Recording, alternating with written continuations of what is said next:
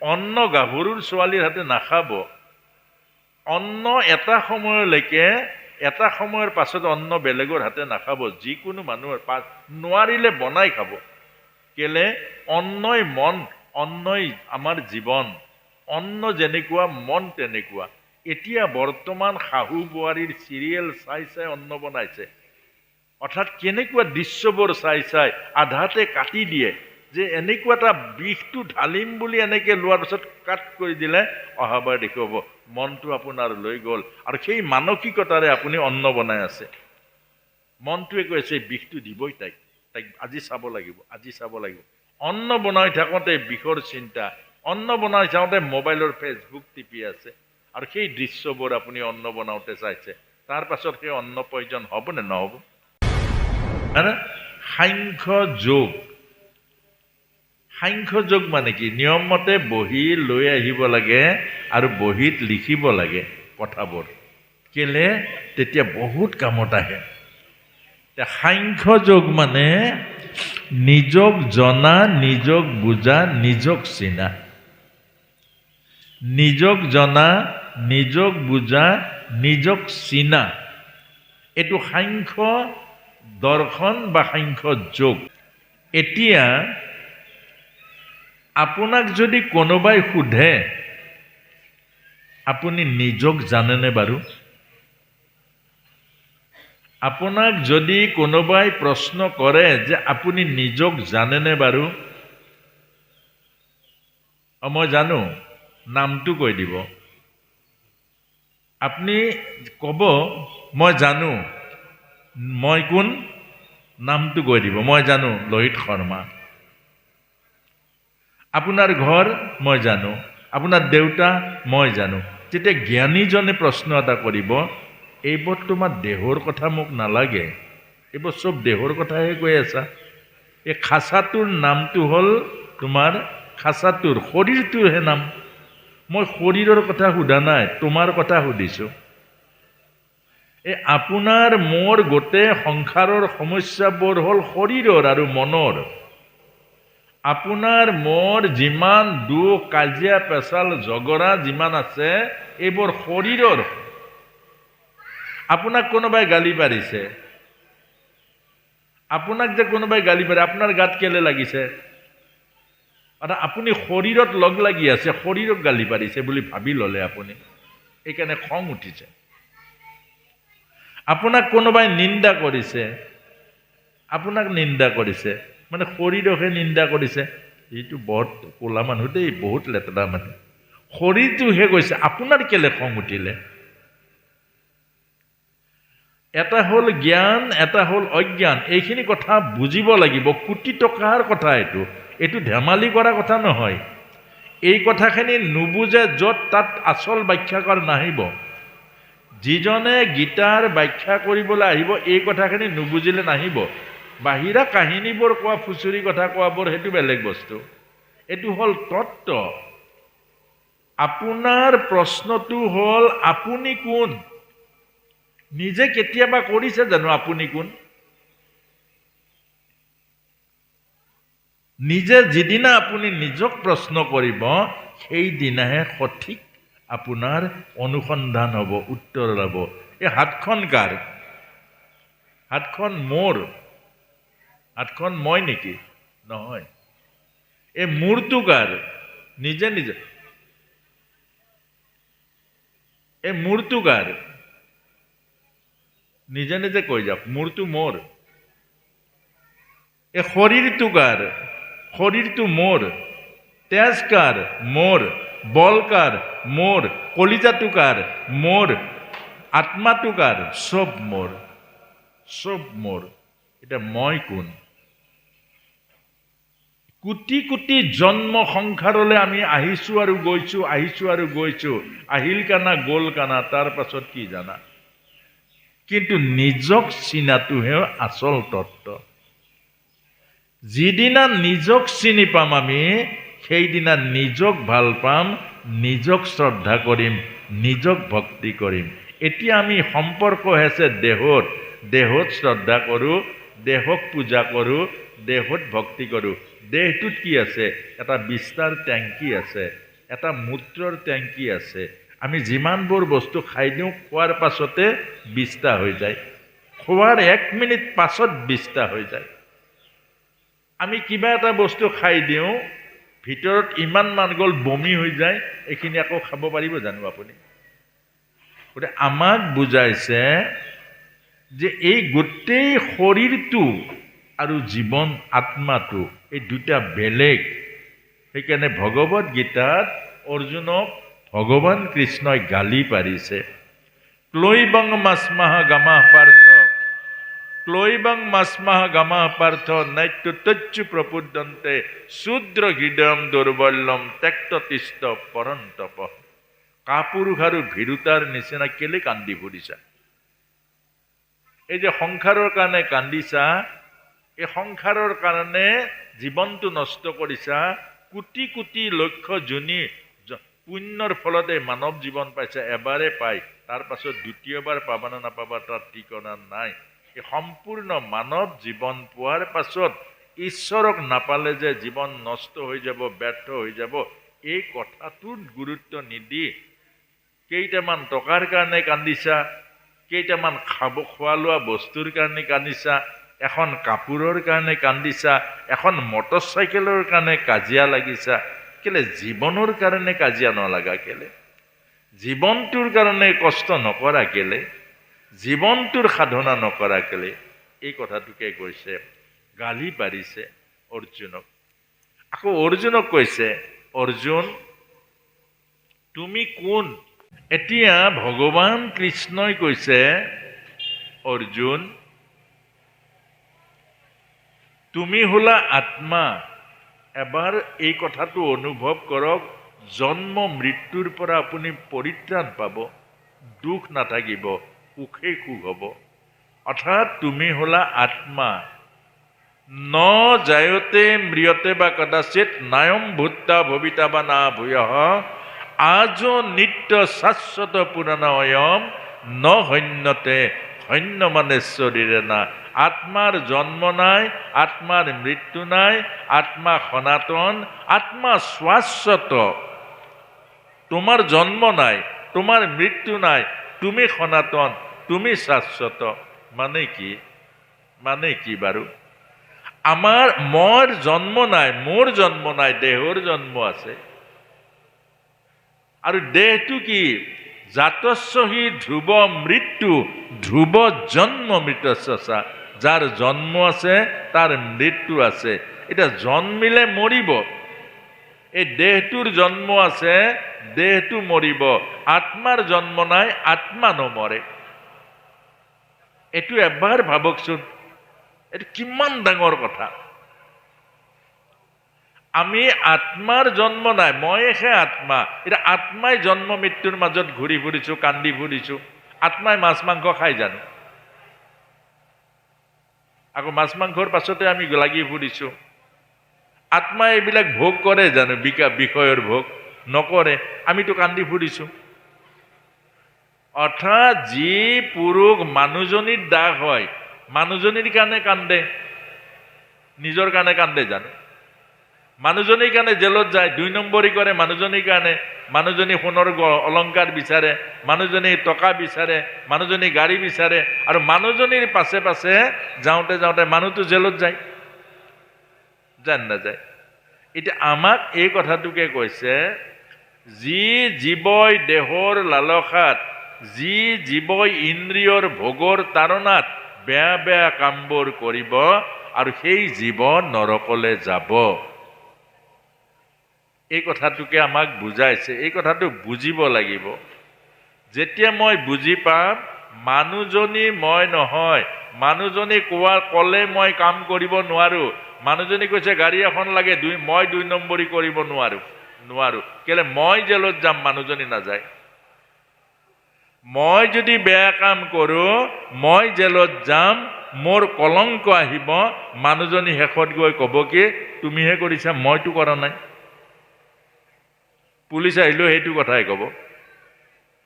আপোনাক মোক বুজাইছে, এই জিভাৰ লালসাত আপুনি যিমানবোৰ বেয়া বেয়া বস্তু খাব, আৰু কোনে? জীৱই ভোগ কৰিব লাগিব। যে জিভাক নিয়ন্ত্ৰণ কৰক।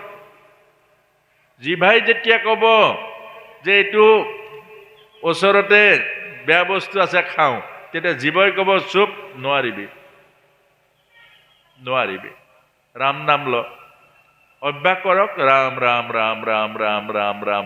জিভাই ক'ব নেকি মই বেয়া বস্তু খাম প্ৰভু? ক'ব জানো? যি ঘৈণীয়েকক নিজৰ কৰি লওক, যি ঘৈণীয়েকক আধ্যাত্মিক সম্বন্ধ কৰক, যি পত্নীৰ লগত আধ্যাত্মিক সম্বন্ধ কৰক, সেই পত্নীয়ে স্বামীক ক'ব যে প্ৰভু মই সুখী আছো, আপুনি কেতিয়াও বেয়া কাম নকৰিব, আপুনি কেতিয়াও কলংকৰ কাম নকৰিব, আপোনাৰ মোৰ ল'ৰা এটা আছে, ছোৱালী এজনী আছে, প্ৰভুৱে যি দিছে আমি সুখত আছো, মই আপোনাৰ নিচিনা স্বামী পাইছো, মোক আৰু কি লাগে? এইজনী সাধ্বী পত্নী। আৰু মনে যিদিনা আপোনাক ক'ব যে প্ৰভুৰ প্ৰসাদ ল'ম, প্ৰভুত অৰ্পণ নকৰা প্ৰসাদ নাখাওঁ, মনে যিদিনা ক'ব যে প্ৰভু সকলোৰে কল্যাণ কৰা, সকলোৰে সুখ কৰা, সকলোৰে জীৱন সুন্দৰ হওক, সেই মনজনীহে জীৱৰ শুদ্ধ ভাৰ্যা হ'ব। এই কথাটো বুজাইছে। এতিয়া আমি মন নিয়ন্ত্ৰণ কৰিব লাগিব। এতিয়া মনক নিয়ন্ত্ৰণ কৰিব লাগিব, মনক সদায় অভ্যাস কৰাব লাগিব, প্ৰভুৰ চৰণত থাকিবৰ কাৰণে সদায় প্ৰভুৰ নাম ল'ব লাগিব। সদায় ঘৰত জিভা বৰুৱা আহাৰ খাব নালাগিব, মাজে মাজে প্ৰভুৰ প্ৰসাদ খাব লাগিব। আৰু ভাল খালে 2 দিন, এদিন বেয়া খাব লাগিব, এদিন আলু বইল খাব লাগিব, এদিন বইল ভাত খাব লাগিব। অৰ্থাৎ তেতিয়াহে মনটো নিয়ন্ত্ৰণ হ'ব, তেতিয়াহে জিভাখন নিয়ন্ত্ৰণ হ'ব। আৰু খাওঁতে খাওঁতে জিভাখন বাঢ়ি যায় নে নাযায়? বাঢ়ি গ'লে কি হ'ব? আৰু পত্নীৰো দিওঁতে মনটো বাঢ়ি যায়।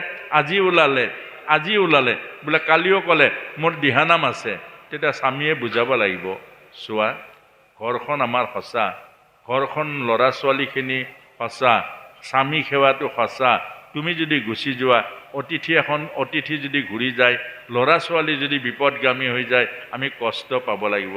গৃহস্থী ধৰ্ম চবতকৈ ডাঙৰ। অতিথি এজন ঘৰৰ পৰা ঘূৰি যোৱাটো বহুত ডাঙৰ। আস্তে আস্তে বুজাব লাগিব পত্নীক। স্বামী আৰু পত্নীৰ বুজনিতহে স্বামী আৰু পত্নীৰ মাজেৰে এখন সুন্দৰ সংসাৰ হ'ব। এই কথাটো বুজাইছে। আমি নিজক জানিব লাগিব, নিজক চিনিব লাগিব, তেতিয়া চকু পানী নাথাকে। আৰু ভগৱত গীতাত এইটো সকলোতকৈ কৈছে যে আমি হলো আত্মা। আকৌ কৈছো আত্মা। শৰীৰটো কি? শৰীৰটো গাড়ীৰ নিচিনা, আৰু আত্মা ড্ৰাইভাৰৰ নিচিনা। যে গাড়ীখন বহি আছে ড্ৰাইভাৰ নাথাকিলে গাড়ী চলিব জানো? গতিকে আত্মাৰূপী আমাৰ শৰীৰটো গাড়ী ৰূপে চলাইছে, কিন্তু আত্মাটো সত্য। আত্মাৰ জন্ম নাই, আত্মাৰ মৃত্যু নাই, আত্মা পৰমাত্মাৰ অংশ। আৰু আত্মাই যেতিয়া পৰমাত্মাক নাপাব, তেতিয়া আত্মা সুখী হ'ব নোৱাৰে। আৰু সেইকাৰণে অৰ্জুনক কৈছে বাচাংসি জীৰ্ণানি যথা বিহায় নবানি গৃহ্ণাতি নৰপহাৰানি তথা শৰীৰানি নন্যানি সংযতানি নবানি দেহি। হে অৰ্জুন, অৰ্থাৎ আপোনাসৱে অৰ্জন কৰিব আহিছে, আপোনাসৱকে কৈছে অৰ্জুন, যে এই শৰীৰটো এটা চোলা। আপোনাৰ আমাৰ যে শৰীৰটো দেখিছে, এই শৰীৰটো এটা চোলা। এই শৰীৰটো চোলা। আমাৰ এই চোলাবোৰ পৰিৱৰ্তন হয়, পৰিৱৰ্তন হয়। আপোনাৰ কেঁচুৱা চোলাটো কলৈ গ'ল? নিজে ভাবকচোন। আপোনাৰ মোৰ যিটো কেঁচুৱা চোলা আছিলে, সেইটো কোনে খুলি ল'লে? কেঁচুৱা চোলাটো গুচি গ'ল, শৈশৱৰ চোলাটো পিন্ধাই দিলে। শৈশৱৰ চোলাটো কিছুদিন পাছত গুচি গ'ল, যৌৱনৰ চোলাটো পিন্ধি দিলে। যৌৱনৰ চোলাটো আস্তে আস্তে আস্তে গৈ গৈ বাৰ্ধক্যৰ চোলা আহিলে। এইবোৰ কোনে কাম কৰি আছে বাৰু? এইবোৰ কোনে বদলাই আছে? আপোনাক যে বদলাই আছে, আপোনাৰ মাজত যে পৰিৱৰ্তন আহি আছে, আপোনাৰ শিশুৰ পৰা গৈ গৈ গৈ গৈ এই বৃদ্ধ অৱস্থাটো কোনে কৰিলে? কোনে কৰিলে? আৰু এইটোকে কৈছে আমাৰ প্ৰকৃতি, এইটো পৰিৱেশে কৰিলে, প্ৰকৃতিয়ে কৰিলে। অৰ্থাৎ ভগৱানৰ পত্নী হ'ল প্ৰকৃতি।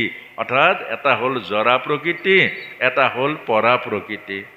কিন্তু আপুনি বাৰু একে নাইনে? এতিয়া সুধিছে তোমাৰ এই চোলাটো পৰিৱৰ্তন হ'লে তুমি একে আছা নে নাই? মইতো সেইজনে আছো। মই পৰিৱৰ্তন হৈছো জানো? মোৰ পৰিৱৰ্তন নাই। এই কথাটোকে বুজাইছে যে আমাৰ শৰীৰটো পৰিৱৰ্তন হৈছে আৰু এদিন শৰীৰটো শ্মশানলৈ যাব। আপোনাৰ মাজত আকৌ জন্ম হ'ব, আকৌ পাপ পুণ্যৰ ফল ভোগ কৰিব লাগিব, আকৌ পাপ পুণ্যৰ জীৱন আৰম্ভ হ'ব। গতিকে আপোনাক মোক বুজাইছে আত্মা হ'ল পৰিৱৰ্তন হয়, আত্মা আকৌ জন্ম পায় আৰু জীৱই পাপ পুণ্যৰ ভাগী হ'ব লাগে। সেইকাৰণে আমাক কৈছে যে বেয়া কাম নকৰিব, ভাল কাম কৰক। বেয়া কাম হ'ল আনক দুখ দিয়া, আনক কষ্ট দিয়া, আনৰ মনত দুখ দিয়া, কষ্ট দিয়া। এইটো বেয়া কাম। আপুনি চিন্তা কৰক চবৰে বেয়া হওক। আজিকালি মানুহবোৰ বেয়া, এইটো বেয়া। সকলো ভাল, সকলোতে ঈশ্বৰে আছে, সকলোৰে কল্যাণ হওক, সকলোৰে প্ৰভুৱে কৃপা কৰক। এই ভাৱনাবোৰ শুদ্ধ হ'লে আমাৰ হৃদয়খন নিৰ্মল হ'ব। যি মানুহে শুভ ভাৱনা সদায় ভাবে, হে প্ৰভু কাৰো দুখ নিদিবা, হে প্ৰভু সকলোৰে মংগল কৰিবা, হে প্ৰভু সকলোকে সুখত ৰাখিবা, তেতিয়া দেখিব আপোনাৰ মনটো, আপোনাৰ হৃদয়খন, আপোনাৰ ভাৱনাটো সদায় নিৰ্মল হ'ব। আৰু নিৰ্মল যাৰ হৃদয়, সেই হৃদয়তহে প্ৰেম থাকে, সেই হৃদয়ত ভগৱান থাকে। এই কথাটোকে আমাক বুজাইছে। এতিয়া কথাখিনি বুজি পাইছেনে বাৰু? বুজি পাইছে নহয়? এতিয়া আমাৰ কামটো কি হ'ল? আমিতো কিবা এটা বুজি পাইছো, কিবা এটা পালিব লাগিব। কি পালিব লাগিব বাৰু? আমাক বুজাইছে ৰাতিপুৱা আমি গুৰু ঘৰত সোমাও নে নোসোমাও? সোমাও। সেই সময়তে আমি 1 মিনিট সময় চকুটো মুদি ভগৱত গীতাৰ যোগ কৰিব দিছে যে মই দেহ নহয়, মই মন নহয়, মই হলো আত্মা। মোৰ জন্ম নাই, মোৰ মৃত্যু নাই, মই অবিনাশী, মই সুখ স্বৰূপ, মই শান্তি স্বৰূপ, মই আনন্দ স্বৰূপ। মই দেহ মন নহয়, মই আত্মা, মই পৰমাত্মাৰ অংশ, মোৰ জন্ম মৃত্যু নাই, মই সুখ স্বৰূপ, শান্তি স্বৰূপ, আনন্দ স্বৰূপ। এই কথাখিনিয়ে আমি সদায় কৰিব লাগে। ৰাতিপুৱা যেতিয়া ভাবিব, এদিন দেখিব আপুনি আপোনাক দেখা পাব, আপোনাক দেখা পাব। আৰু আপুনি যেতিয়া আপোনাক দেখা পাব, আত্মা, আপোনাৰ স্বামীকো সেই আত্মাহে দেখিব, আপোনাৰ পুত্ৰক আত্মা দেখিব। আৰু সেইবোৰ ভাল পোৱাটো সঁচা ভাল পোৱা হ'ব। সেইবোৰ মৰম চেনেহ, সঁচা মৰম চেনেহ হ'ব। তাত স্বাৰ্থ নাথাকিব, তাত কোনো অপবিত্ৰতা, কলুষিত ভাৱ নাথাকিব। এই কথাখিনিয়ে আমাক 2য় অধ্যায়ত এই কথাখিনি কৈছে। সাংখ্য যোগত আমি প্ৰথম নিজক চাব লাগিব, নিজক বুজিব লাগিব, নিজক চিনিব লাগিব। এতিয়া আৰু এটা কথা কৈছে ভগৱান কৃষ্ণই, যে কৈছে এটা বুজিও নুবুজে। কেলে বুজিও নুবুজে? এইখিনি বুজাই থাকিলেতো চবে বুজি পায়, বুজি নাপায় জানো প্ৰভু? বুজি পোৱাৰ পাছত নুবুজে কেলে? আমি চবে বুজি পাইছো নাই এইখিনি কথা? বৰ ডাঙৰ ৰহস্য আছে এইটো। আমাৰ চব বুজি পায়, পাপ কি পুণ্য কি আমি বুজি পাম নে নাপাওঁ প্ৰভু? আমি ভাল বেয়াটো বুজি পাওঁ নে নাপাওঁ? একদম সঁচা কথা কওকচোন। আমিতো চবেই বুজি পাওঁ নে নাপাওঁ? ভাল কোনটো, বেয়া কোনটো বুজি পাওঁ নে নাপাওঁ? পাপ পুণ্যটো বুজি পাওঁ নে নাপাওঁ? আমি পোৱাৰ পাছত আমি পোৱাৰ পাছত নোপোৱা হৈ যাওঁ কেলে? এতিয়া ধৃতৰাষ্ট্ৰক ইমান বুজাইছে, ব্যাসদেৱে বুজাইছে, তাৰ পাছতে আমাৰ এই দ্ৰোণাচাৰ্যই বুজাইছে, আনকি ভগৱানে বুজাইছে, আকৌ বুজি পায়। বুজি পোৱাৰ পাছত এওঁলোক যোৱাৰ পাছত আকৌ নুবুজা হৈ থাকে। ইমান বুজাইছে, আনকি বিদুৰেতো মহাজ্ঞানী আছিলে, ধৰ্মৰ অৱতাৰ। বিদুৰে কিমান বুজাইছে, বুজালে বুজি পায়, আকৌ নুবুজা হৈ থাকে। আমি বোৰো সেই একেই। এইখিনি টান কথা নহয় নহয়, আমাৰ জীৱনৰ কথাহে। যিখিনি আমি আলোচনা কৰিছোঁ আমাৰ জীৱনৰ কথা, এইখিনি আমিও বুজি পাইছোঁ। দেহটো বেলেগ, আত্মা বেলেগ, এই কথাখিনি বুজি পাইছোঁ। আমি নাই পোৱা জানো প্ৰভু? কিন্তু আমি বুজি পোৱাৰ পাছত নুবুজা কেলে হৈ যাওঁ?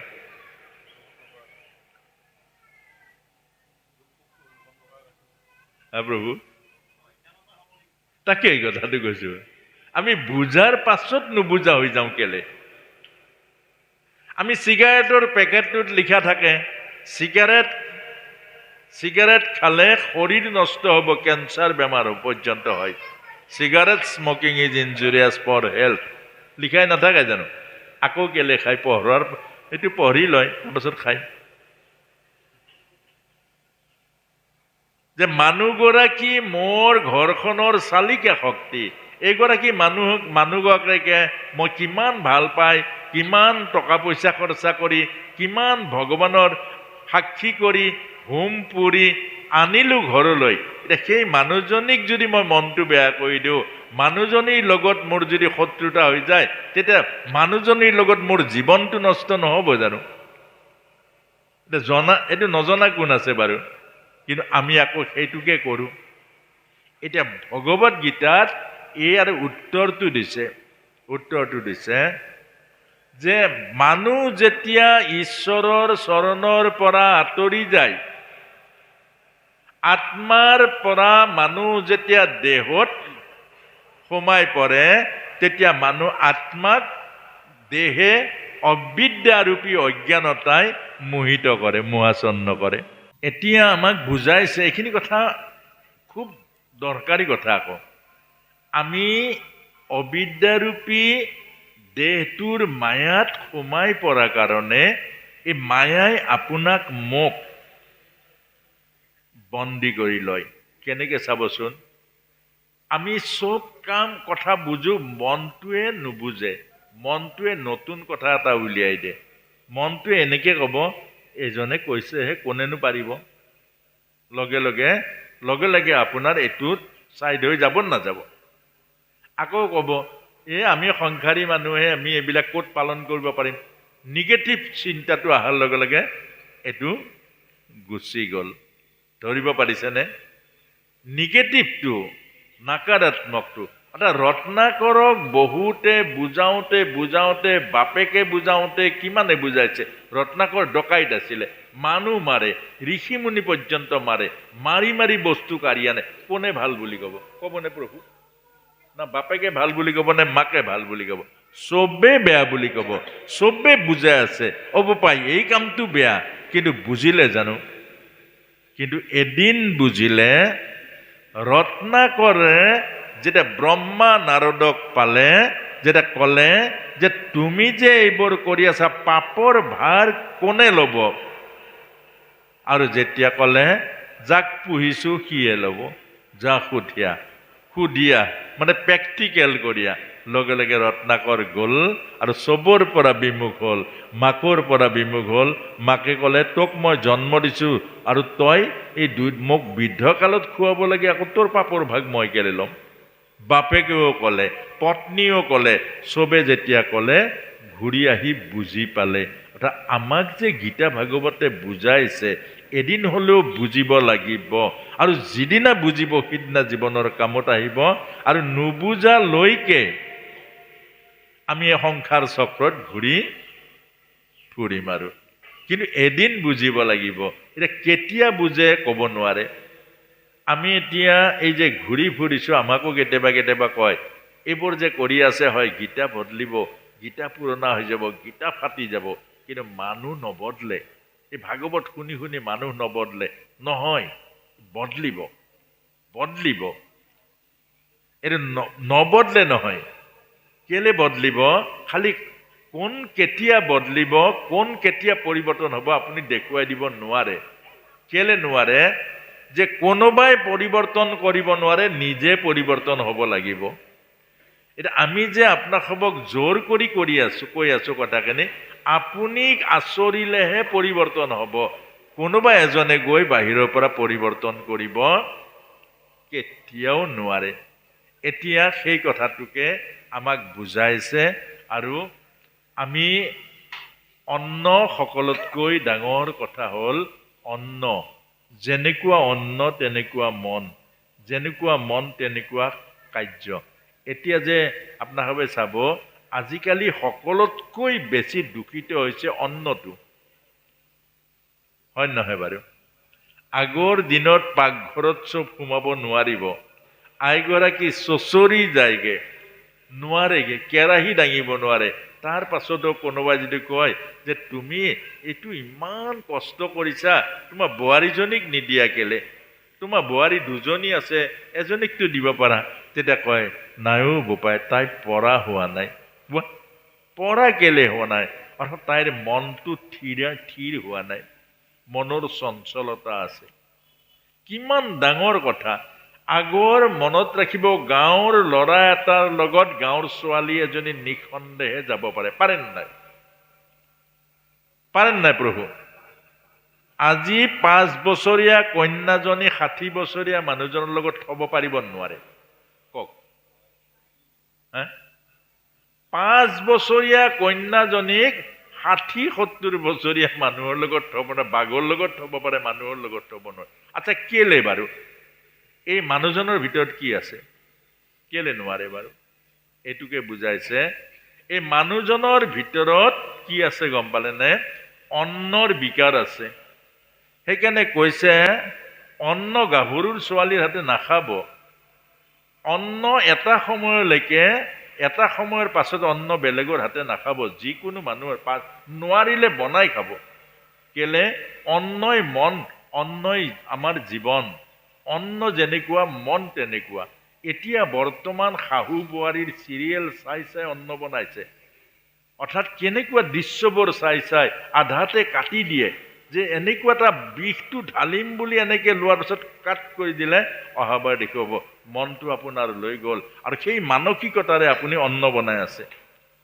মনটোৱে কৈছে বিষটো দিবই তাইক আজি চাব লাগিব, আজি চাব লাগিব। অন্ন বনাই থাকোঁতে বিষৰ চিন্তা, অন্ন বনাই থাকোঁতে মোবাইলৰ ফেচবুক টিপি আছে। আৰু সেই দৃশ্যবোৰ আপুনি অন্ন বনাওঁতে চাইছে। তাৰ পাছত সেই অন্ন প্ৰয়োজন হ'ব নে নহ'ব?